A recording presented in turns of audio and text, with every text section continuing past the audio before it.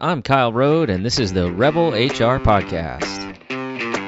Rebel HR is a podcast for HR professionals who are ready to make some disruption in the world of work. Follow us online on Facebook at Rebel HR Podcast, rebelhumanresources.com, or follow me on Twitter at Rebel HR Guy. Listeners, we're doing something a little bit different right now. We're going to start shorter segments. We're going to call these Rebel HR Tips.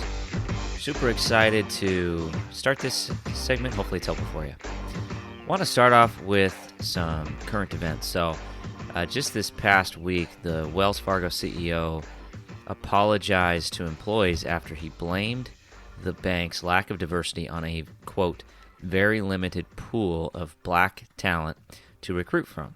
He made the original comment during a Zoom meeting with employees in the summer, and then again in a memo where the company announced a set of initiatives to increase diversity following protests across the country. So if you're an HR professional and you heard that statement, your first reaction should be horror. But if I'm being perfectly honest, my reaction was, oh, this sounds familiar. I've heard these types of comments before. My tip is to think more broadly in the context of your organization as it relates to diversity hiring, as opposed to looking at the talent pool as a limited number of applicants to fill an opening. I would argue that your approach should simply be to look at the talent pool that you're drawing from and ensure that it is large enough, as opposed to focusing on how limited it is.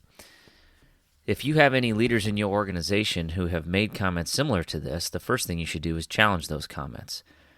But the underlying issue is these individuals may not be incorrect. If they are not being presented with enough diverse, talented individuals, whether that's diversity of race, diversity of thought, diversity of gender, diversity of sexual orientation, they are not going to diversify their staff. It's HR's job to be the gatekeeper, to ensure that we are diversifying our talent pool, that our recruiting processes and our retention processes support diversity, and we need to broaden the approach as opposed to blaming leaders who are not getting those applicants in their inbox. So I look at these statements as an HR issue. The CEO should not have made the statements. He issued what I would consider half-hearted apology.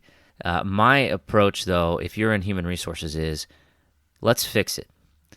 So how do I expand my talent pool? The first thing you have to look at is, where's my funnel? Where's my funnel of applicants coming from? Is it coming from the same 2 or 3 schools that I've always recruited from because it's easy to do that? Most likely the answer there is yes. Take an active approach in ensuring that you are recruiting from areas that are diverse. It's as simple as that. I learned a very important lesson a few years back. I was talking to somebody in my community, and I was having a similar conversation about not being able to find good talent. And she looked at me and she said, there's really only 2 reasons that you're not getting good talent. The first one is people don't know about you, so you're not advertising in the right spot. The number 2 reason is you have a bad reputation. So the other thing I would say is if you are struggling to find diverse talent within your pipeline, maybe you have a reputation issue. Take a look at the turnover trends within your staff. Take a look at how you onboard and retain and support new employees. Take a look at your training. Do you support your leader's approach towards inclusivity within the workplace? If the answer to any of those things are no, you probably don't have a great reputation, and you're not going to get high-qualified, diversified talent. So 2 simple steps.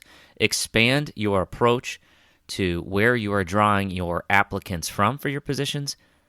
And number 2, take a look at your reputation. Take a look at your internal processes. Ensure that your employee experience is reflective of what you would want if you wanted to work at an inclusive workplace.